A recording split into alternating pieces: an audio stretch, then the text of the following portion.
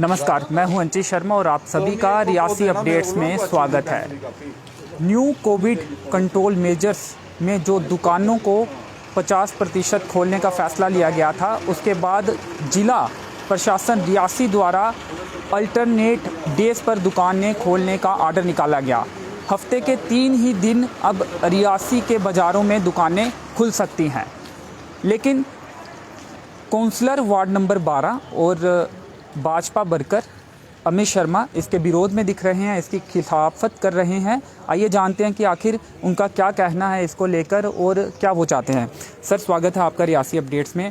जो दुकानों को लेकर हफ्ते में 3 दिन खोलने का फैसला लिया गया है, आप इसके खिलाफ दिख रहे हैं, क्या कहना है आपका इस पे और आप क्या चाहते हैं कि किस तरह से ये दुकानें खुलनी चाहिए? क्या पहले की तरह रूटीन से ही खुलनी चाहिए या फिर 50% जो फैसला प्रशासन जम्मू कश्मीर द्वारा लिया गया था उस पर आप एग्री करते हैं? देखिए, सबसे पहले तो मैं यूटी एडमिनिस्ट्रेशन को ही कहूँगा कि उन्होंने जो फैसला 50% का लिया था वो गलत लिया है, क्योंकि दुकानें आगे ही मार्केट में रौनक थी कहाँ? मार्केट में रौनक थी ही नहीं।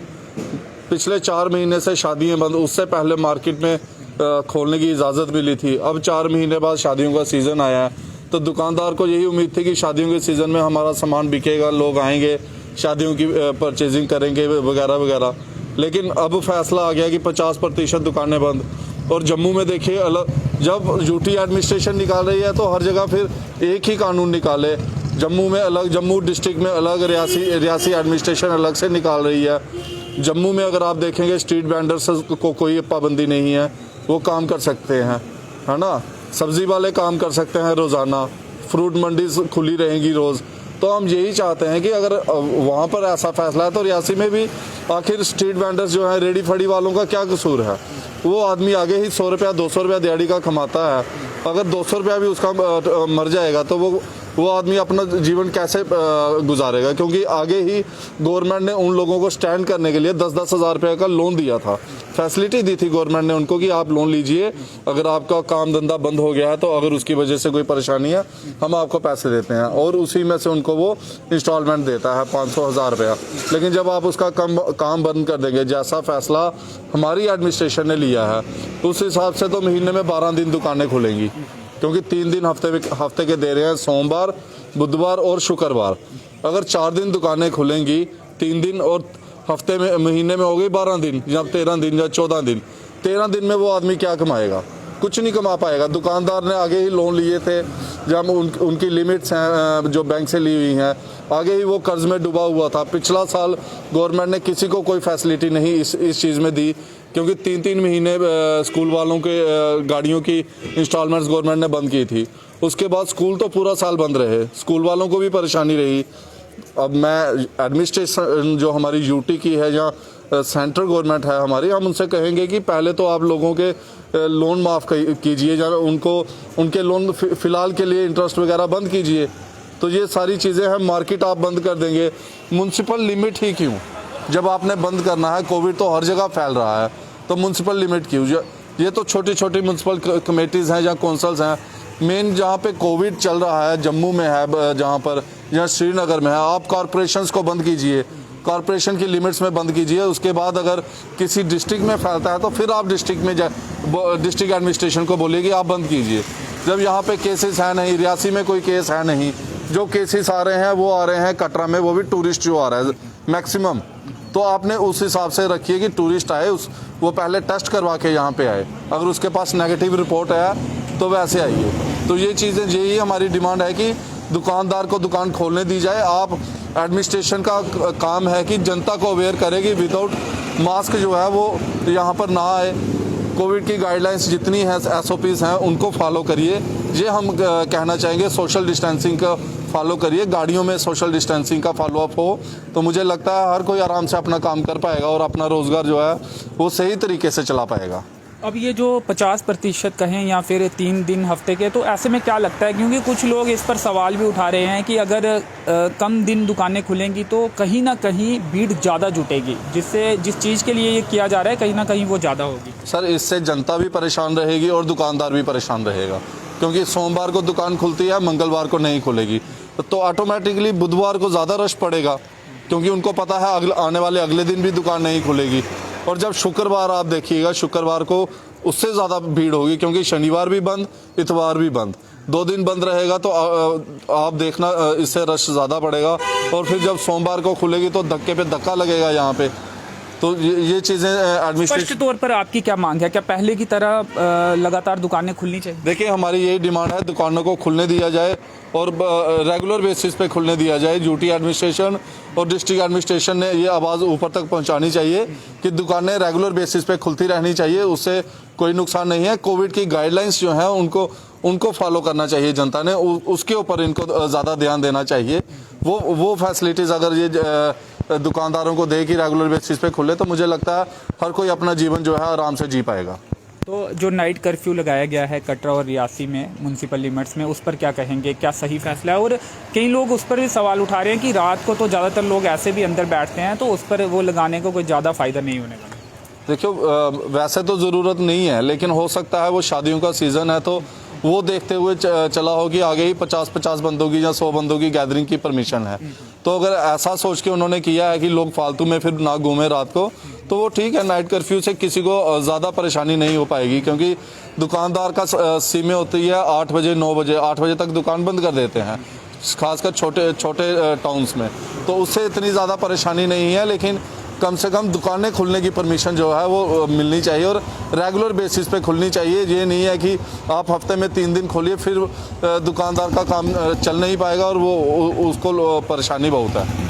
लेकिन हम देख रहे हैं कि लगातार इतना समझाने के बावजूद भी लोग कहीं ना कहीं, बहुत से लोग नहीं मान रहे हैं, मास्क नहीं डालते हैं। इसके अलावा चलानिंग भी की जा रही है, तब भी लोग कहीं ना कहीं मास्क के बिना दिखते हैं। तो ऐसे में फिर प्रशासन कहीं ना कहीं कदम उठा रहा है, तो अगर केसेस बढ़ते हैं तो जिम्मेवारी भी प्रशासन की होगी, तो उस पर क्या कहेंगे? जिम्मेवारी अगर प्रशासन की है तो प्रशासन को तो कदम उठाने हैं, कड़े कदम। नहीं, ऐसा है कि पहले से तो काफ़ी इम्प्रूवमेंट हुई है। पहले लोग बिल्कुल मास्क नहीं पहन रहे थे, अब पिछले 5-7 दिन में हमने देखा है कि मार्केट में, मैं नहीं कहूँगा कि 100%, लेकिन दुकानदार तो सभी पहन रहे हैं और पब्लिक भी जो आ रही है वो भी 90-95% के करीब जो है मास्क पहन रही है। जो इक्का दुक्का नहीं पहन रहे हैं, तो मुझे लगता है एडमिनिस्ट्रेशन ने ज़रूर चालान करना चाहिए और 500-1000 रुपये का चालान करें लोगों को, कि ताकि एक आदमी को चालान होगा तो वो 10 आदमी को सुनाएगा कि बिना मास्क आप मार्केट में मत जाइए, वहाँ पे चालान हो रहा है। तो ये मेजर्स जो हैं, सेफ्टी मेजर्स, एडमिनिस्ट्रेशन को लेने हैं। सिविल लोग तो जो एडमिनिस्ट्रेशन का साथ देने के लिए तैयार हैं, लेकिन जहाँ पर सही फैसला लिया जाएगा। अगर दुकानदार दुकानें बंद करेगा तो फिर वो दाल फुल्का अपना कहाँ से कमाएगा? नहीं कमा पाएगा। और ख़ासकर छोटा दुकानदार, छोटा बड़ा सभी आते हैं, क्योंकि बड़े ने 10 मुलाजिम रखे हैं। अगर वो बंद कर देगा अपना काम तो वो एम्प्लॉयज़ कहाँ जाएंगे? पिछले साल भी बहुत मुश्किल से हम लोगों ने सैलरीज दी थी। अगर हम अपना बिजनेस करते हैं तो बहुत मुश्किल से हमने सैलरीज दी थी। अगर इस साल भी वैसा रहा तो इस साल हम नहीं दे पाएंगे और फिर ऑटोमेटिकली जो जितने भी वो एम्प्लॉयज़ हैं वो अपने अपने घर में जाके बैठ जाएंगे, उनको भी परेशानी होगी। और छोटा दुकानदार है जिसका जो सुबह कमाता है, सुबह से लेके शाम तक, वो अगले दिन उसका सिस्टम चलता है घर का, जहाँ उस दिन का, जहाँ रेडी वाला हो गया, जहाँ फड़ी वाला हो गया, तो वो लोग तो जो रोज़ कमाते हैं उसी से उनका गुजारा चलता है। अगर बंद हो जाएगा सिस्टम तो मुझे लगता है बहुत ज़्यादा परेशानी आने वाली है। तो एडमिनिस्ट्रेशन को स्ट्रीट वेंडर्स का भी बारे में सोचना चाहिए, छोटे छोटे दुकानदारों के बारे में भी सोचना चाहिए। एक बात और बहुत चल रही है सोशल मीडिया में, लोग कहीं ना कहीं पॉलिटिकल जो नेता हैं, जहाँ भी अभी चुनाव चल रहे हैं, विभिन्न राज्यों में पहले थे या फिर अभी चल रहे हैं, तो वहाँ पर जो रैलीज हो रही हैं उस पर लगातार सवाल उठाए जा रहे हैं। आप भी एक जो सबसे बड़ी पार्टी है पूरे देश की, उसके कार्यकर्ता है, अभी हाल ही में आपने ज्वाइन किया है, तो उस पर क्या कहेंगे? वहाँ पर प्रधानमंत्री भाषण देते हैं, उनके सामने तमाम हज़ारों लाखों लोगों की भीड़ होती है। दूसरी तरफ प्रधानमंत्री दूरी की बात करते हैं और मास्क लगाने की बात करते हैं, वहाँ पर धज्जियाँ उड़ाई जाती हैं। तो उस पर आप क्या कहेंगे? क्या कहीं ना कहीं लगाम लगनी चाहिए इन रैलियों पर भी? बिल्कुल बिल्कुल लगनी चाहिए। ये तो गलत है, क्योंकि इन्हीं चीज़ों से कोविड फैलता है। तो मैं तो यही कहूँगा कि इलेक्शन कमीशन को इन चीज़ों का ध्यान रखना चाहिए। आजकल डिजिटलाइजेशन हो चुकी है, आप वर्चुअल रैलीज रखिए, उसमें हर कोई अपने खर्चा भी बचेगा, हर कोई अपने मोबाइल पे, टीवी पे लीडर्स की बात सुनेगा। अगर उनको पसंद आती है तो उनको वोट दे सकता है वो। तो मैं तो कहूँगा कि ज़रूर इन चीज़ों पे लगाम लगनी चाहिए। सरकार को भी सोचना चाहिए और पॉलिटिकल लीडर्स को भी सोचना चाहिए। सभी को एक कलेक्टिव डिसीजन लेना चाहिए। मैं किसी एक पार्टी को टारगेट नहीं करूँगा, सबको एक साथ मिलकर कुछ ऐसे फैसले लेने चाहिए ताकि कल को कोई ये ना कहे कि उस पार्टी को परमिशन दी गई है, इसको नहीं दी गई है। सबके लिए एक कानून बने, वो अच्छी बात है। उसमें तो इलेक्शन कमीशन ने कोई कानून बनाना चाहिए। वर्चुअल रैली, आपने कहा वर्चुअल तरीके से प्रचार होना चाहिए, तो डिजिटल इंडिया की भी बात की जाती है। आपको लगता है कि कोविड अगर कल को कम भी हो जाता है या ख़त्म भी हो जाता है कोविड वायरस, उसके बावजूद भी ये डिजिटल तरीके से रैलीज होनी चाहिए, डिजिटल तरीके से लोगों तक अपनी बात पहुंचानी चाहिए, कम्युनिकेशन होना चाहिए, जिससे कि जो खर्चा है वो भी बचे? ज़्यादातर ऐसी चीज़ें होनी चाहिए। क्या आप इत्तेफाक रखते हैं इससे कि ऐसा अगर हो तो कहीं ना कहीं खर्चा भी बचेगा, समय भी बचेगा? देखिए, मैं आपको एक चीज़ बताता हूँ कि अगर आप आफ्टर कोविड ये बात कर रहे हैं कि जब कोविड ख़त्म हो जाता है तो ये मुश्किल हो जाएगा, क्योंकि जब नेता जनता के पास नहीं पहुँचेगा तो कल को जनता वोट तो दे देगी उसको, लेकिन जनता उस तक पहुंच नहीं पाएगी, क्योंकि वो उनका आपसी जो रिलेशन होता है, जहाँ वो गैप जो है वो दिन ब दिन बढ़ता है। तो इलेक्शन के दिनों में ज़रूर नेता जो है, कम से कम मैं किसी पे टिप्पणी नहीं करूंगा कि ऐसे हमेशा नेताओं पे ब्लेम लगता है कि आप लोग वोट मांगने आते हैं उसके बाद नहीं आते, तो फिर तो वो कहेंगे कि आप तो वोट मांगने भी नहीं आते तो हमने वोट कीजिए। तो इसलिए डिजिटल रैलीज चले, हमेशा चलें, लेकिन जो पब्लिक रैलीज ऐसे होती हैं कोरोना के समय ना चलें, उसके बाद तो चलनी चाहिए जी। 50% कैपेसिटी के साथ जो पब्लिक वाहन है वो चलाने की बात हुई है। जम्मू में विरोध भी देखा गया, शायद बंद भी की गई थी, कुछ कॉल ऐसी भी सुनने को आया था। रियासी में हालांकि चल रही है, उसे किस तरह से देखते हैं? क्या सही फैसला है 50% कर दिया गया? देखिए, फैसला तो इसी के मद्देनज़र किया गया है कोविड के चलते, लेकिन उनकी भी डिमांड्स जेन्युइन है, क्योंकि अगर जहाँ पे वो 20 रुपये किराया एक सवारी से लेते हैं, जब 50% आप सवारी कर देंगे तो उनका तो तेल का खर्चा भी नहीं निकल पाएगा।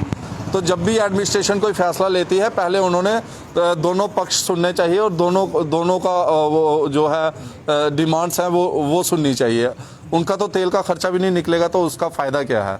तो इसलिए उन्होंने पहले ट्रांसपोर्ट यूनियंस को बुलाना चाहिए था, उनके साथ बैठक करके फिर वो जो है अपने ऑर्डर्स हैं वो इम्प्लीमेंट करनी चाहिए। उप प्रधान कटरा में एमसी कटरा के, उनको भी चालान हुआ और एक पुलिस कर्मी को भी चालान हमने होता हुआ देखा, तो उस पर क्या कहेंगे?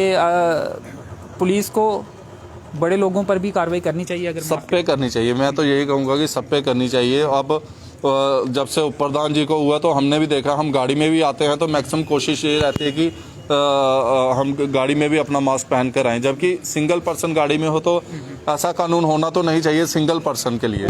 लेकिन अगर कोर्ट की गाइडलाइंस हैं तो एडमिनिस्ट्रेशन ने उसको फॉलो करना, इम्प्लीमेंट करना है, और हम लोगों को फॉलो करना है उसको।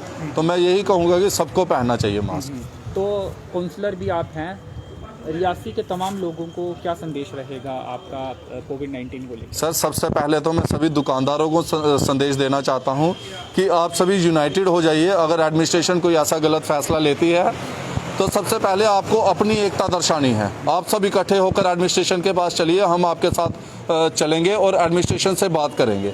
अगर एडमिनिस्ट्रेशन कोई गलत कानून लाती है, जहाँ गलत ऑर्डर्स निकालती है, तो उसका विरोध करना चाहिए। मैं सबसे पहले आप लोगों के साथ खड़ा रहूँगा। आप लोग सामने आइए, हम आपके साथ खड़े रहेंगे। मैं आपके साथ खड़ा रहूँगा, चाहे मुझे उसका नुकसान हो, फ़ायदा हो, लेकिन मैं आपके साथ खड़ा रहूँगा। आप पहले अपनी एकता तो बनाइए।